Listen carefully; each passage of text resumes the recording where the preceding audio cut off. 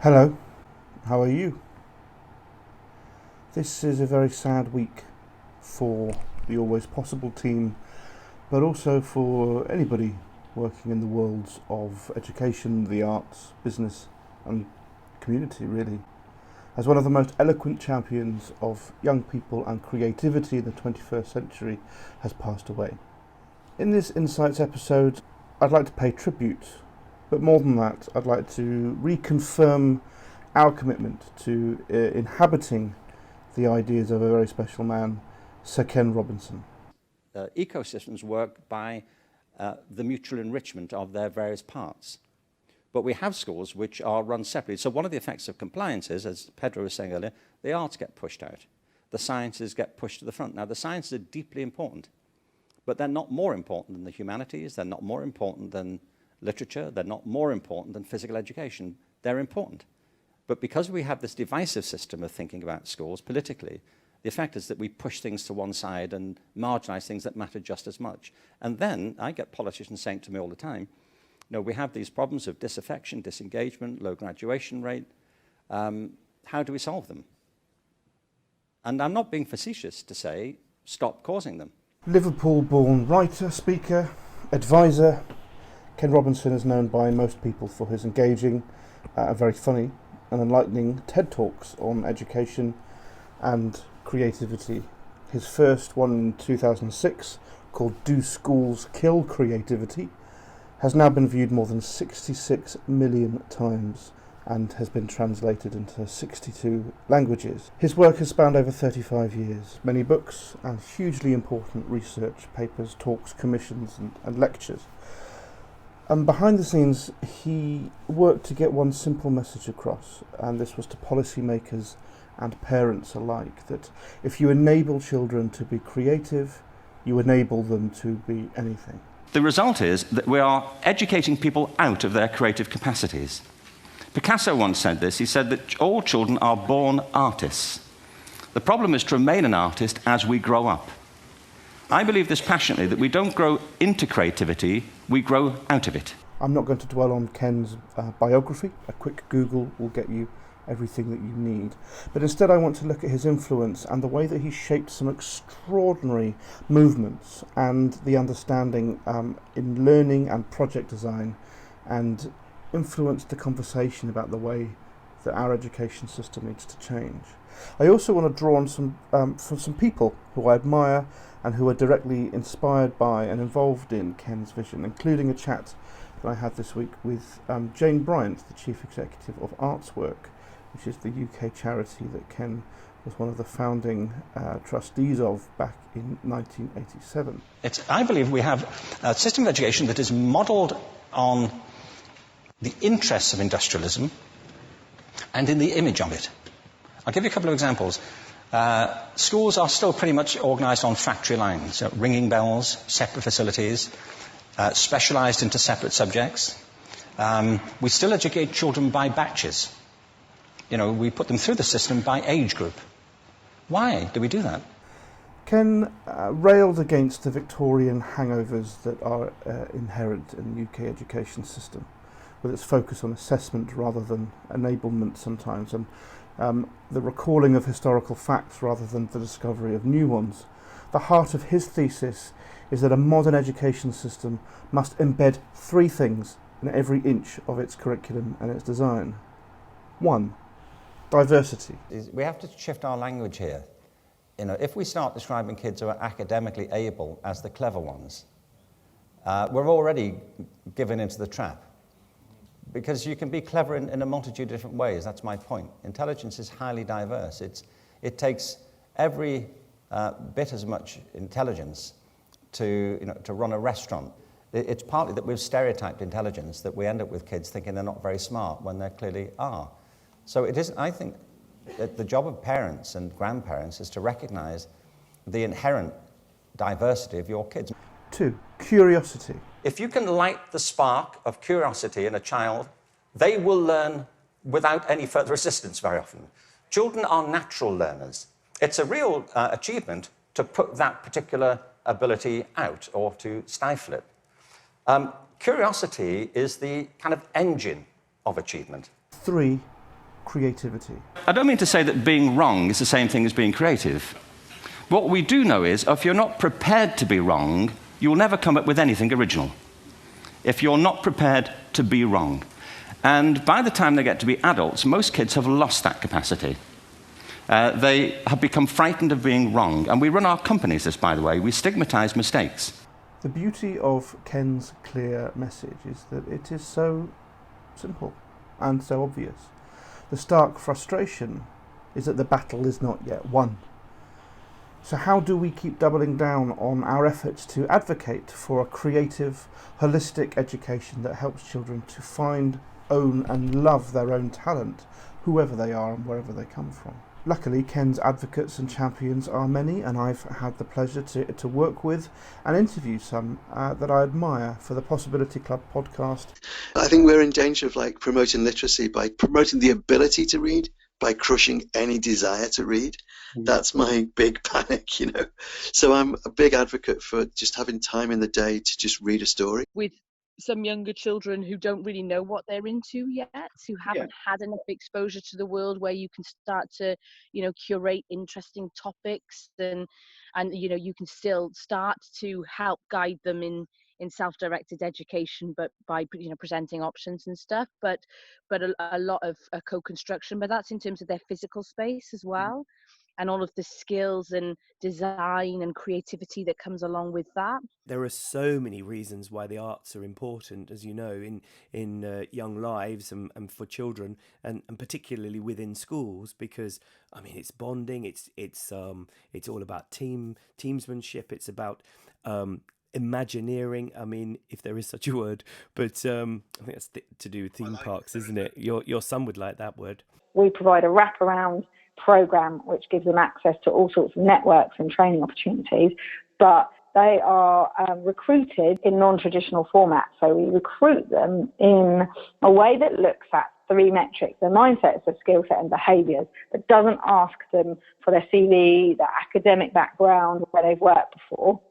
And when we look at their mindsets and their behaviours, we look for people who have an aptitude. If you look at the profile of someone with a growth mindset, they're always curious, always learning, always solution finding. Well, I think number one, we're trying to put creativity first. It's kicked off by Ken Robinson's TED Talk, a bunch of creatives in the field at a festival, running creative festival days in my son's school, and then realising that we needed to broaden the conversation, because I hadn't realised quite how occasionally toxic at one extreme creativity can be in education, but also how important it is to broaden the conversation out to business that values creativity as an innovation mechanism and driver, and also broader than that into broader society, where creativity, where arts and culture, as well as being what make us human, are essentially what binds us together. To hear those full interviews and many more, search for the Possibility Club on your favourite podcast platform. At Always Possible, we collaborate with organisations who pursue creativity in all forms of learning, skills training and participation. Our feasibility study for Action for Children's Arts has helped make the case for an arts backpack of opportunities in every UK primary school classroom, with experiences curated by the children, literally pulling them out of a physical backpack, modelling some ideas that have been tried in Norway and Germany. The Talent Accelerator is a model of real-world creative skills development that sees young people apply creativity in the workplace from a young age. Following development with the South East Creative Economy Network, we've managed to secure some funding for a major pilot with the Delaware Pavilion in East Sussex. And Essex 2020 is our flagship science and creativity programme, driven by collaborations between artists, technologists, educators and businesses to showcase genuine curiosity and diversity in a county often overlooked for its inventiveness. But believe me, there is bags of it. Essex 2020 will be a celebration of STEAM-related exhibitions, festivals, performances, workshops, conferences and anything else you want it to be. We're really proud also to help the planning and strategy of extraordinary organisations such as Audio Active, Little Green Pig, Intergames and Artswork, who embody Ken Robinson's idea that social mobility is born of creative opportunity and enabling the individual to flourish. The news of Sir Ken's death is still very raw for many of us, so I was especially grateful for some time I got to spend with Jane Bryant over a Zoom cup of coffee this week to reflect on his impact and to look ahead at what we can continue to do as a community of arts education practitioners and advocates on his behalf. And I was the founding chairman of Artswork. I mean, there have been other better chairmen since, but I was the asked when this started in think about this, in 1987 is when we started Artswork. And at the time, I was 37, let's face it. And Margaret Thatcher was Queen at the time. We had not had the 1988 Education Act. There was no national curriculum at that point. There was no internet, no cell phones, no smartphones, no food. I can't think of anyone who's had quite the influence globally on the importance of arts and creativity than Ken Robinson. I think he's had a tremendous influence on my life, but also on the lives of almost everyone else who's working in the arts and creative education sector, but scientists as well, STEM practitioners, teachers, head teachers. You know, we're coming across people all the time. And inevitably, when I give a presentation and I mention that Sir Ken Robinson founded Artswork, there is a kind of ripple of, oh yes, I know of Ken Robinson. It's just astounding. And I don't know if you know, but I've done presentations in Singapore and in Chile and in Thailand, and everywhere people know of his work. And that's immensely humbling. But he really was the one that cut through. I think that's what sort of made him stand out. He had a way of talking about it that meant he was listened to by governments. Now, they didn't always agree with him, and certainly the British government often didn't like him a lot because he cut through.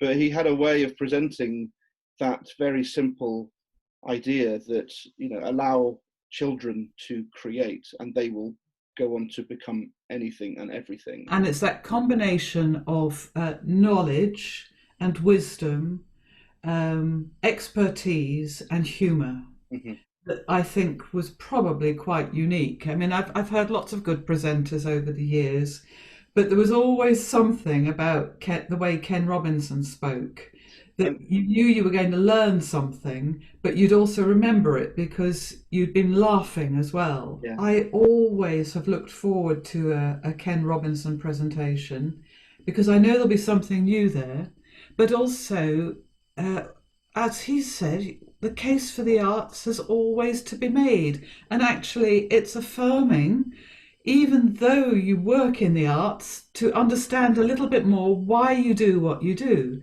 And he was incredibly good at just stretching your own imagination and understanding of your role and putting you back out there so that you felt refreshed and even more willing and informed to work to do what you do. And I think that was a rare skill as well. You know, organisations like Artswork have obviously been delivering the much of his ideas through your work and many others as well. With him gone, which was a real shock, I think, for many. Where will his legacy lead to? Do you think? Do you think there's an opportunity, and particularly in the kind of the pandemic that we're in at the moment, where children's education and access to education and the sort of fault lines of the inequality in society, where some people have had a creative space and a bit of a pause in their life to do something quite self-reflective, and others, are haven't at all, and actually have had a really difficult and challenging few months. It feels like there's there's a moment to have a look at the kind of society that we want to have. And it feels like he would have had a lot to say on it going forward, but obviously he can't now. So what's the role of us as champions of education and creativity and freedom of expression and the equality of access to opportunity? What's our job now? Because it feels that it's bigger now that he's gone. What do we need to do? It feels bigger because we no longer have him behind us, beside us, in front of us, inspiring, leading, advocating. So it does feel much bigger. But I mean, you'll have been following Twitter and so on over the weekend, and the number of tweets from the great and the good and the small organisations and the teachers and the individuals. We are his legacy, I think. And I think we have an ongoing mission that hasn't stopped. Our ongoing mission is to continue to do what Ken said we all ought to be doing, which is putting arts and creativity at the heart of work and the education and lives of children and young people. Thank you to Jane for her time and her warm tribute. I'll be back soon with another insight video on what we're doing and learning at Always Possible. In the meantime, please get in touch with your memories of Ken Robinson and your pledges of how you will keep the fire bright campaigning for creativity and education always and forever. Find us at alwayspossible.co.uk. I will see you very, very soon. Take care.